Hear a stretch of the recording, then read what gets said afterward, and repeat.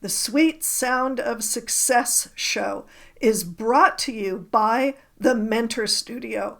The Mentor Studio is an exclusive mentoring and training program for social influencers, business owners, entrepreneurs, coaches, and startups, bringing personal development to the underserved around the world. And brought to you by Success Strategists. Simple strategies that work to develop your business with flow and ease using proven strategies and the right tactics. This is the Sweet Sound of Success with Sue Wilhite, Success Attraction Expert. Anne Ljungberg is the co-founder of the International Book Consultants Association after being a prominent book coach in Sweden since 2004. She also helps experts create certification programs based on their expertise, and she lives on a sailboat for the last 20 years, traveling the world while running her business. And I think that is the best the best intro, living on a sailboat. I mean, that's kind of my dream, living on a boat and cruising the world. That's a great thing.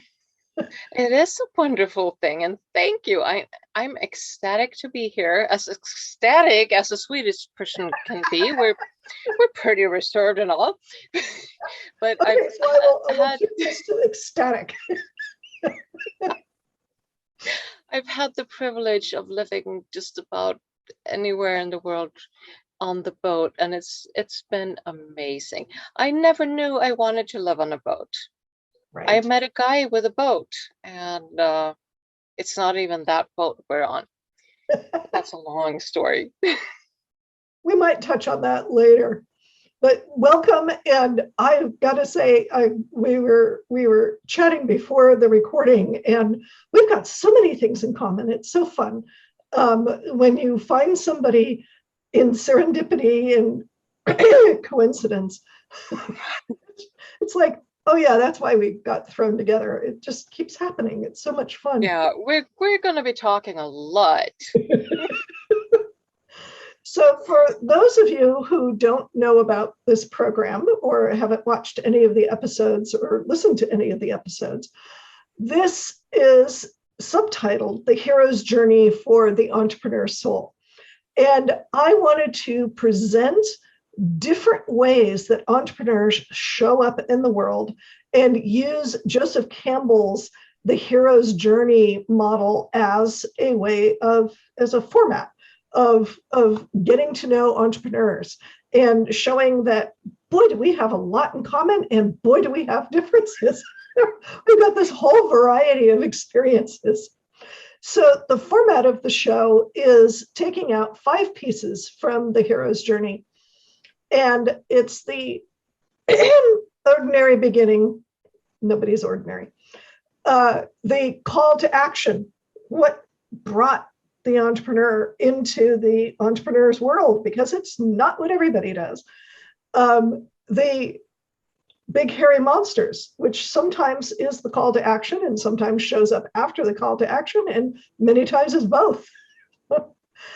And 2 of the biggest things that I want to sort of get across to people about entrepreneurs, first off, is that we have guides, coaches, mentors, supporters, people who lift us up and wind beneath our wings. I think I've only had 2 guests in the 50 odd that I've had so far who have said, no, really, nobody supported me. Most people, most entrepreneurs, if you look at successful entrepreneurs, they got help. And I love to have people share that so that we have good examples and models for that. And the second thing is that entrepreneurs, as I said, it's not common. It's not everybody's cup of tea. And so when we step out as entrepreneurs, sometimes folks on the home ground don't quite get it. And so how do we, as entrepreneurs, deal with what Joseph Campbell calls the journey home? how do we deal with folks who haven't stepped out into the entrepreneurial world? Do they view us as slightly crazy? Do they view us as incredibly inspired, or somewhere in between? So, Anne, what was your call to action? No, sorry, what was your ordinary beginning? Oh, first I have to say, I love this approach. Having been a book coach, among many other things, the hero's journey is so dear to me. And my ordinary world was, I was a manager somewhere in the middle of a huge corporation. And I had worked myself up. I had a career for many years in these huge IT corporations, managing consultants, all while knowing that the guy I had married a few years ago had one wish in life. We should go sailing. We should live on a sailboat and go around the world. And my first thought about that was like, okay, nice. I love traveling, but where will I keep my ironing board? Practical considerations, right? Right. And these days and since many years, I don't have any clothes that needs ironing because that's not part of my world. That's how you solve it. But the really big thing, I mean, we set a plan and we knew we have to keep working on this. He had a young daughter. I had my career to build. We had a house. We had this very normal life.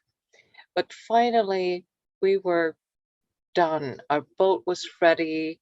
We were ready. Our entire family, very extended, was ready. Like, you've been talking about this for years. Now go, sort of. They weren't even going to miss us. So off we left. And in 2002, on our big adventure. And we didn't even know if we were going to come back in 6 weeks or 6 years or ever. And we're working a bit on the ever part now. Wow. Wow. So you said you were managing your career. What propelled you out of career and into entrepreneur? Now, it's a profound question because I did not have on my map at all to be an entrepreneur. I was working in corporate. I mean, my first web page when I started my own business was all dark blue. I didn't even tell people my first year in my own business that I was on a boat because I thought they might feel less of me until I realized that just switch this around, tell them about your lifestyle and be transparent. And that just changed everything. But what really propelled me was 1 year after we took off on this cruise, we had saved up a lot of money. And at the same time, the stock market went, this was 2002. So after 1 year, we had sort of used up all our savings. And we still realized we want to keep this lifestyle. Right. And I was also ready to not be that eternal tourist, the one that was looking at, oh, look at that amazing tree. And, you know, yes. I also didn't want to be exactly like the other boat wives we met who were more or less cleaning their boats with a toothbrush. Yeah. My husband would have loved that, but that was not me. I wanted an intellectual challenge. So I started doing I'm Swedish. Sometimes I lose the English words. Okay. I made a list of everything that was interesting to me. And I look back on that list, like walking dogs, bartending. But the biggest thing was writing. That was my big love and passion since I was a kid. So like, yes, I'm going to write. I'm going to write articles for boating magazines. And I sold a few, but I quickly realized that selling like 2 articles a year. That's not going to keep us Afloat. floating. Yeah. So, but still, the idea was there. I wanted to work with the writing, and I had in my boat this writing magazine that I had picked up when we passed the UK. We were in Spain at this time. It was a rainy day.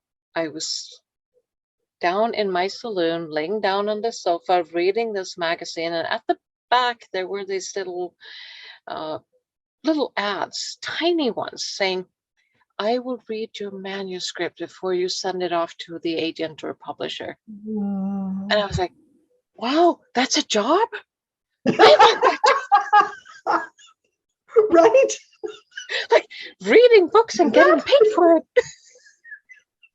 So I started investigating. I mean, could people actually read people's manuscripts, full-length novels, full-length books, and get paid for it? And I slipped on so many wonderful banana peels going into the same direction at that time. I got involved with a network that just started up in Sweden where some of the best-selling authors we've ever had were there just starting out. Wow. Some of our big publishers. And at the same time, I ended up in a marina next to a New York publisher. Wow. Yeah. So who became my mentor and taught me a lot of things. So I started working with that publisher. I became the editor and worked with about 15 books and in his publishing house. I helped that big time writer, and she became one of the teachers when I started doing writing retreats and workshops all over the world. She did the crime writing course in Istanbul, where Wow. I rented like an old college that had been turned into a crafts shop, and we had 8 different courses in all their little tiny rooms with all these great teachers that I found around the country. And Swedish people love to travel and do something useful at the same time. Right. So I had big business just organizing travel to all kinds of places, sometimes where I was with the boat, most of the times where I was not, because I found that being in a course, being in this beautiful bubble of writing, and then stepping out of that and coming home to my husband, and he's like, "What's for dinner?" when it's 9 p.m. and I've already had something to eat with my group. Um, I started going away other places. Right. Yeah. So Fascinating. really fast forward, I was the first writing coach of Sweden. Wow. And I kept building the business, and I had people asking me, "I want to do the same thing you're doing. How are you doing that? How did you get this job?" And most of it I had invented on my own, using all my backgrounds as a project manager in large IT corporations, being an avid writer myself, having studied everything, working with the publishing house. So I had created my methods and they worked. I had people getting published with the big publishing houses. Yeah. So at the end, I said, "Wow, maybe I could start training people." And first of all, I thought that I should do this one by one. They should walk with me, and I'll be their mentor. And but I had so many people asking, Right. and it just occurred to me, what if we do this in a group setting? And instead of them becoming competitors, they can be the best network they ever had of people they can learn from and refer to. So I just announced to my list, people who had been following me for a long time, "Would you like to become a literary consultant?" And I invited them to a webinar. And I had like hundreds of people showing up for that. Wow.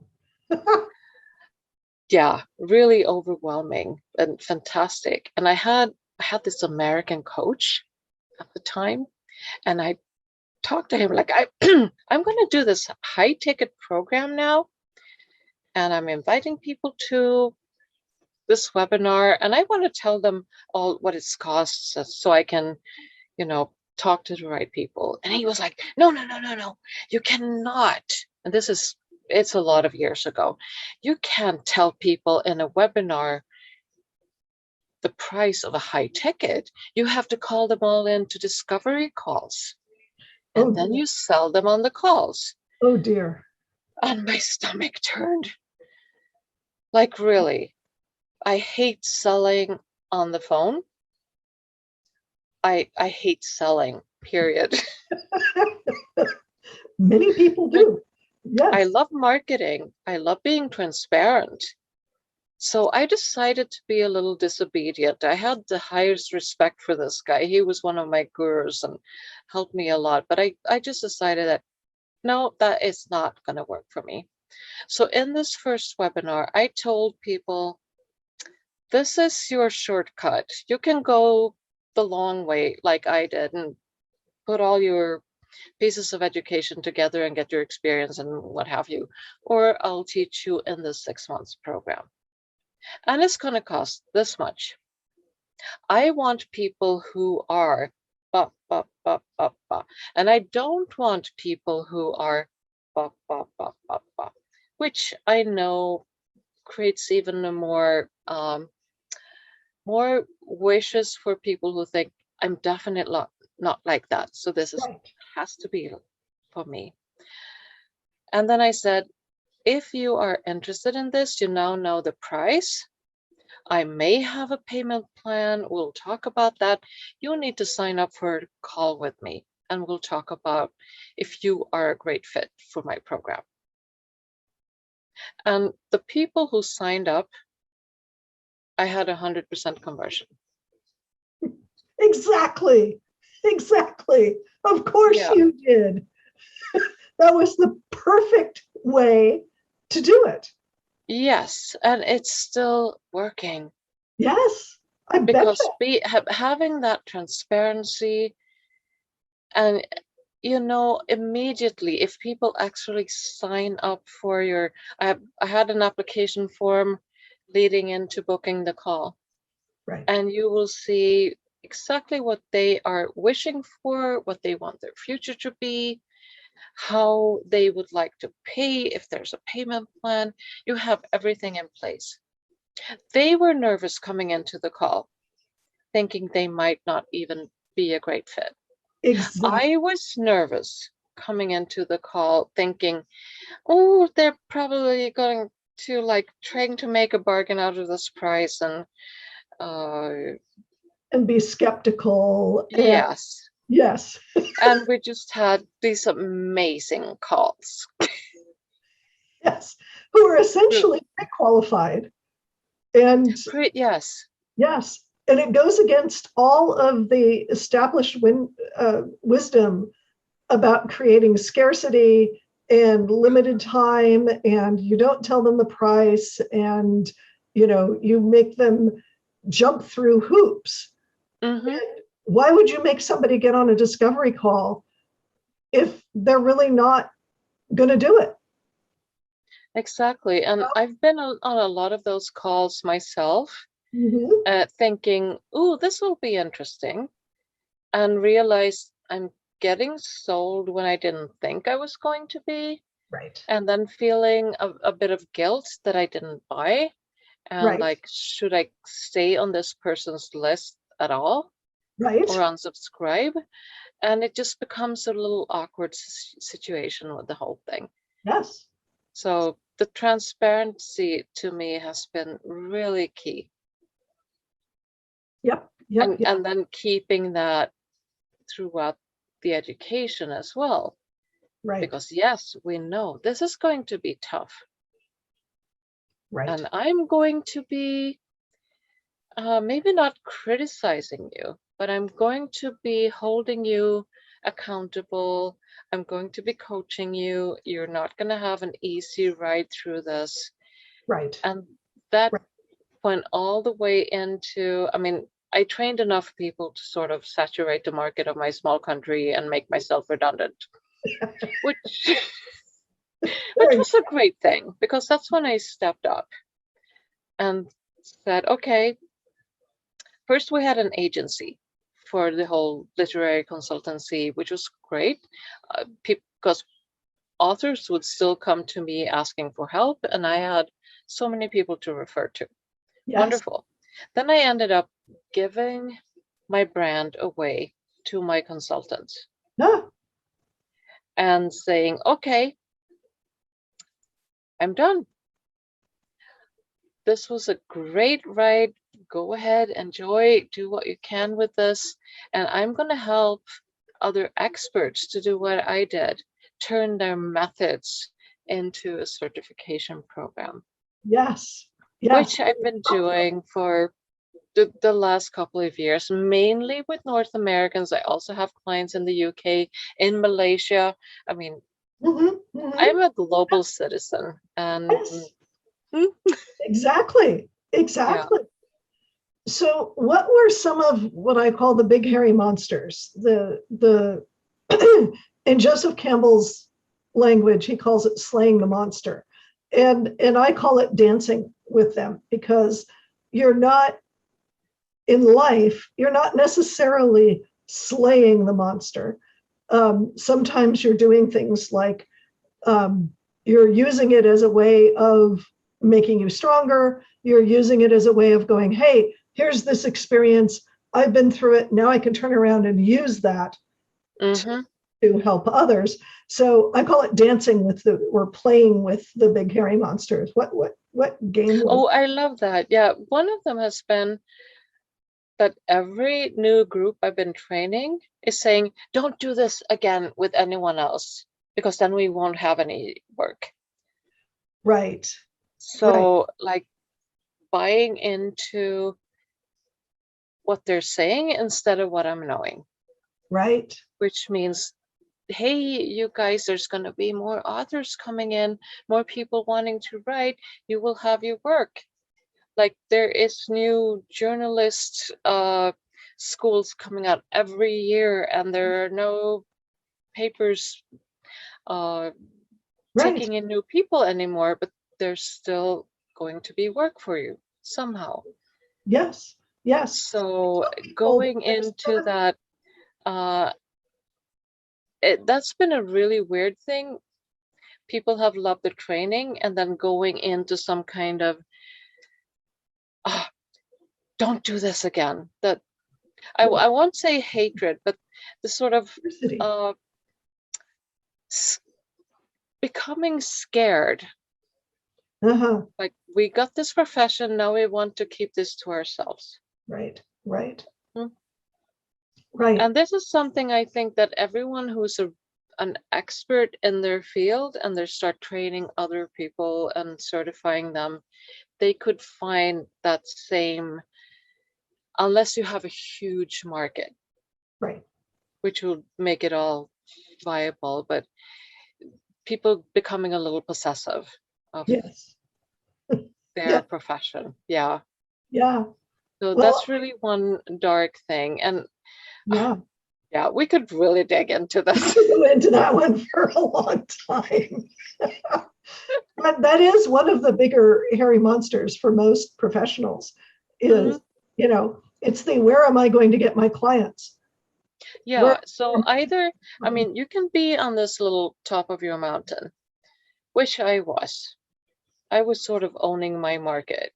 And then I decided I'll flatten this out. I'll put a lot of people on this platform, and we'll raise it and become even better. Yes. And that was one of the revelations in my training, when I realized, wow, you guys are actually becoming better than I ever was, because we're doing this community training. You're learning from each other as well. You're seeing things that I could never see on my own, which is amazing.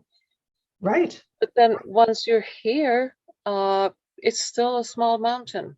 Yeah. What happens if you expand this? Who are you going to turn into to be able to manage the hugeness? And if you don't want to, where are you going? Right. Right. Mm, Yes. It's all about having the bigger vision yeah. of what is possible. Yes. And having the support. And the support, which brings me Mm, to the next section. You've mentioned some mentors and guides and helpers, and I think it's really cool. I just want to call out something that you just said, that having created this community, you got to learn from them, and they got to be kind of coaches or mentors for you in a kind of a two-way street. yes. I know that That when was I go amazing. teach things, and I know what I know, and then somebody asks me a question, and I go, "Whoa, I never thought of that." Mm. Right? And I'm still, I mean, to this day, I just had coaching calls with a couple of clients today, and they're like, wow, you know exactly what to look for. Yes. And that you keep realizing that, yes, you have some kind of edge in your knowledge that is rare. Not a whole lot of people have that. You can train other people to do it, but it's something that other people need, Yes. and that keeps me motivated forever. Yes. And then I've had support that, I mean, I always have a coach. I always have a mastermind or two or three. Right now, I'm in 3 mastermind groups. Love them dearly Yes. because they're all different. One is definitely peer-to-peer. One is more of a mentorship. One is more of a, hey, gals, let's get together and gripe about our situation. But I need them all because they're coming into my soul. I get to show my brilliance together with others. Some I get the brilliance from others, and in some I just get to be the real me. Yes. Absolutely. Yeah. That's fabulous. So, And I wouldn't be without it. I will always be in a course, and I'm always, yeah, always in a course, always with a coach. I don't think in the last 20 years I've been courseless. nice. Good for The you. That's so important. curiosity, and yes, I must admit there's probably a course or a few that I haven't been through 100%, but getting stuff out of that's been serving me well. Yeah.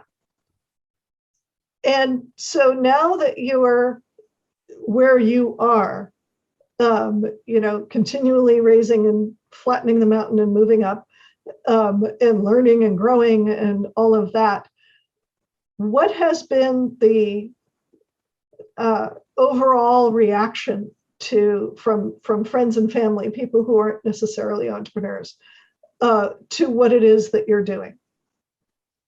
I have not had a negative word from my close ones ever. Nice. Which has been amazing. And probably because a few of them who were negative passed away before I started doing this. Well, there you go. I have to say, I've had the same experience. So, yes. But still, I've been amazed at how positive my closest relations have been, and really pushing me forward, giving me the love. It's been very, very important in this journey. Yeah. The people who have been negative have been, I was just reminded on Facebook the other day, you get these reminders of things that happened several years ago, of a person who actually canceled my course because she didn't approve of my lifestyle. Okay. If that's how they take themselves out, cool. Go. Blessings. Yes. Have fun. Wow. Surprises keep coming. Right. Mm-hmm. And I'm going back to my boat. We've had a little pandemic break for the last 18 months. Yeah. So I've been isolated in Sweden with my husband on this is a little cottage we have on an island outside of Stockholm in the archipelago, and finally getting back to our boat that's in Spain that had to sort of escape before all the borders closed. Right. And I'm so looking forward to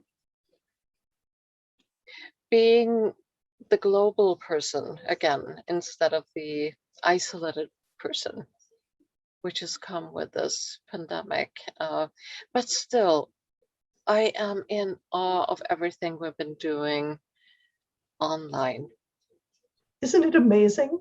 You and I would never have met, even though I'm in the publishing industry still, got connection to the publishing industry. The likelihood of our meeting was really quite small until the pandemic showed up. Yes. And then, so there's a lot of good things that come out of that. And just looking back a few years, I would travel to a lot of events in North America and the UK and different parts of the world, and just to be there, to talk to people. And I can see now, I sit in these rooms of 400 people and I'll see their backs. Now I see their faces. Yes. In Zoom, and I've had deeper connections during this past 1.5 years than I had actually going to the events. Yes. Yes, absolutely. I completely agree with that. Yes. I'd still love to see them all in person, definitely, and hoping that will happen. But yeah, we've been saving some money on travel, saving some energy, and getting the faces right in front of us, which I love. Yeah. Well, thank you so much, Anne, for being on the program. I so appreciate, and I'm delighted about how many things that we have in common. And we do. I'm sure, right. And I'm sure so many people are going to be inspired by what it is that you do. And I will have links in the after notes for the show and on the show notes. If you're interested in what Anne has to offer, please get in touch with her, because this is brilliant. And how often do you get by somebody living on a sailboat? That's just fabulous. Thanks. And I'd love to connect with all of you. So yeah, please look at the links and get in touch. And thank you so much, Sue. You are lovely, and I really want to connect further. We need to sit down for coffee in a real place somewhere sometime. Yes, absolutely. If I don't make it to Sweden, you got to come out to California. Absolutely. Or we'll meet in the middle somewhere. Yeah. Thank you, and it's been brilliant. And thank you to my viewers and listeners to the sweet sound of success.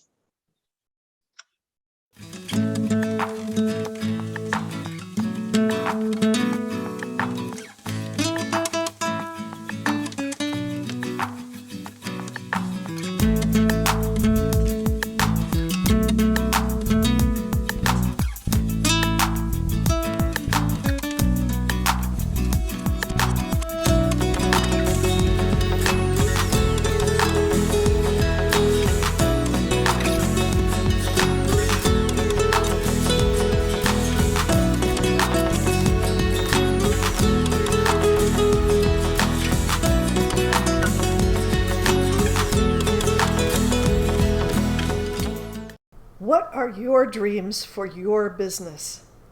You know what drives me crazy? really smart business owners denying their talents because they've been taught it has to be hard, because they've been taught that they don't deserve their gifts, that they're not worth anything. They've been taught that their gender means they can't express their genius. I'm Sue Wilhite, and I want you to have access to your genius. I want you to go out and rock the world with your genius. So I created the Call to Action Coaching Program.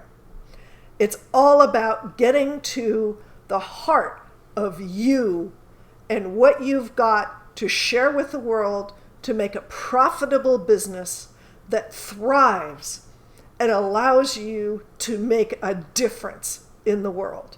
Click the link to sign up for the Call to Action Coaching Program today. Don't let your genius go unnoticed.